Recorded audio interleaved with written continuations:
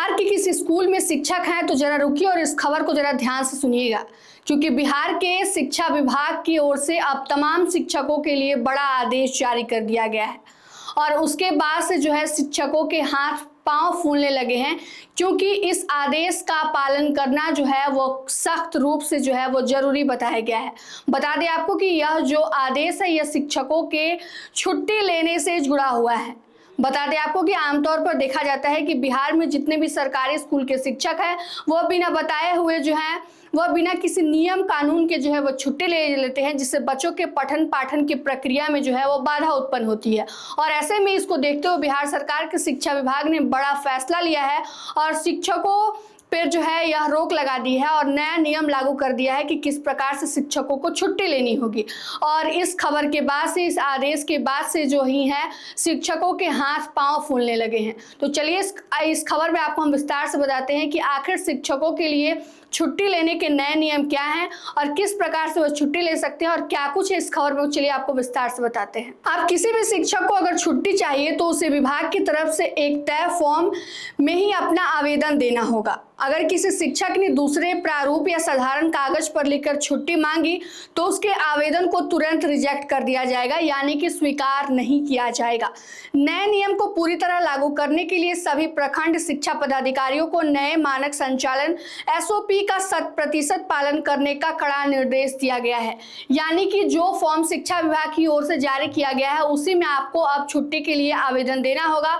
दूसरे कागज या प्रारूप का इस्तेमाल आप करेंगे तो आपकी छुट्टी को जो है वो मंजूरी नहीं दी जाएगी, ना ही उस आवेदन को स्वीकार किया जाएगा। अब चलिए आपको बताते हैं कि छुट्टी का नया नियम जो है वह कैसे और किन शिक्षकों पर लागू हो रहा है। शिक्षा विभाग का यह नियम प्राथमिक, मध्य माध्यमिक और उच्च माध्यमिक विद्यालयों के सभी प्रमुख पदों पर काम कर रहे वाले स्टाफ पर समान रूप से लागू होगा। इसमें स्कूल के हेडमास्टर, सहायक शिक्षक, सीनियर शिक्षक और BPSC के जरिए बहाल हुए नए अध्यापक भी शामिल है। इन सभी को छुट्टी के लिए इन नए नियमों का पालन करना होगा। विभाग ने स्थानीय निकाय के तहत आने वाले नियोजित शिक्षकों को फिलहाल इस नए नियम के दायरे से अलग रखा है।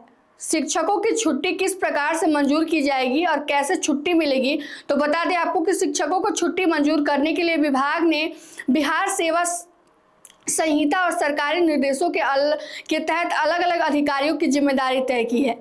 इसके मुताबिक सहायक शिक्षक, विशिष्ट शिक्षक और BPSC अध्यापकों की कैजुअल लीव यानी CL को सीधे स्कूल के हेडमास्टर मंजूर कर सकते हैं।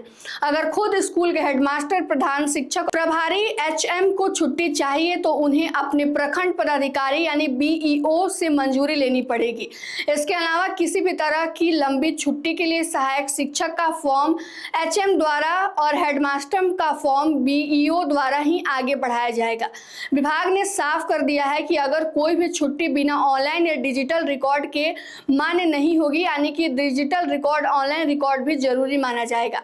जैसे ही किसी शिक्षक या हेडमास्टर की छुट्टी को मंजूरी मिलेगी उसकी जानकारी को तुरंत 2 जगहों पर दर्ज करना अनिवार्य होगा।